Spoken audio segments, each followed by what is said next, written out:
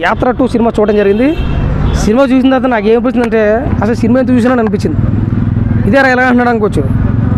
Cinema content యాత్ర 2 ఏంటంటే రాజశేఖర రెడ్డి గారు చివరిలో పరిపాలన మరణానంతరం జగన్మోహన్ రెడ్డి గారు సీఎం అయ్యే వరకునే జీవించారు సినిమా. కానీ ఈ విషయమే నేను ఒకటి గట్టిగా మాట్లాడదలుచుకున్నాను. కాంగ్రెస్ పార్టీ వాళ్ళు, కాంగ్రెస్ కార్యకర్తల నాయకులు ఈ సినిమా మీద గట్టిగా స్పందించాలి. ఎందుకు స్పందించాలంటే జగన్మోహన్ రెడ్డి గారు హీరో, కాంగ్రెస్ పార్టీ విలన్ అయిపోయింది. ఇందులో క్లియర్గా అచ్చం అలా జీవించారు. అయితే చాలామంది ఏమన్నారంటే ఉన్నది ఉన్నట్టు తీశాడు, ఉన్నది ఉన్నట్టు తీశాడు అంటాడు. ఎక్కడ ఉన్నది ఉన్నట్టు తీశారు? జగన్మోహన్ రెడ్డి గారు 16 నెలలు జైల్లో ఉన్నప్పుడు సర్మిలమ్మ గారు జగనన్న భవనం అని సర్మిలమ్మ గారు పాదయాత్ర చేశారు సర్మిలక్క. కానీ ఇక్కడ విజయమ్మ గారు జీవించారు. ఇందులో సర్మిలక్కని జీవించలేదు. అయితే సర్మిలక్క పాదయాత్ర చేసినప్పుడు సర్మిలక్కని జీవించలేదు, ఫైర్ బ్రాండ్ రోజక్కని జీవించలేదు, వివేకానంద రెడ్డి గారిని అసలు జీవించలేదు, ఎయిర్పోర్ట్లో జరిగిన కోడిగతి సీన్ అసలే లేదు. ఎందుకు పనికి కోడాల నాని గారిని పెట్టుకున్నారు. ఇందులో అసలు వదిలేసి కొసలను పెట్టుకోరండి.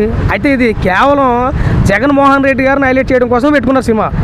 యాత్ర 2 అంటే ఎలక్షన్ దగ్గర పడుతుంది, ఎవరినో హైలైట్ చేయాలి కదా, జగన్మోహన్ రెడ్డి గారిని హైలైట్ చేయాలని చెప్పారు. కానీ సినిమా అయితే అచ్చంగా అట్టప్లాప్ మూవీ. అవుట్ ఆఫ్ 5 రేటింగ్ తీసుకుని 1.5 కూడా ఎక్కువే. సినిమా ఫస్ట్ రోజు ఆడితే చాలు, రెండో రోజు మూడో రోజు తర్వాత పక్కన పెట్టు, మొదటి రోజు ఆడితే చాలు సినిమా. అంత ఘోరంగా ఉంది సినిమా. ఏదేమైనా కానీ చాలామంది అంటూ ఉన్నారు 2014లో జగన్మోహన్ రెడ్డి గారు ఓడిపోయారు, 2019లో గెలిచారు, 24లో కూడా గెలుస్తారంటారు. ఛాన్సే లేదు, 100% ఛాన్సే లేదు.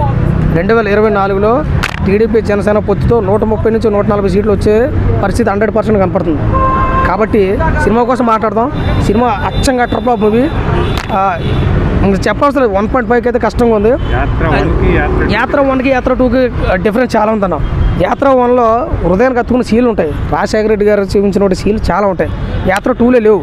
యాత్ర 2లో ఏదో ప్రచారం నిమిత్తం హైలైట్ చేసుకోవాలా, కొంత డబ్బులు ఖర్చు పెట్టి హైలైట్ చేయాలన్న తప్ప సినిమాలో అయితే తీయలేదు. సినిమాలో తీస్తే సరుములక్క లేదు, ఫైర్ బ్రాండ్ రోజక్క లేదు, వైఎస్ వివేకానంద రెడ్డి గారు లేరు, ఎయిర్పోర్ట్లో కోడికత్తి సీను లేదన్న.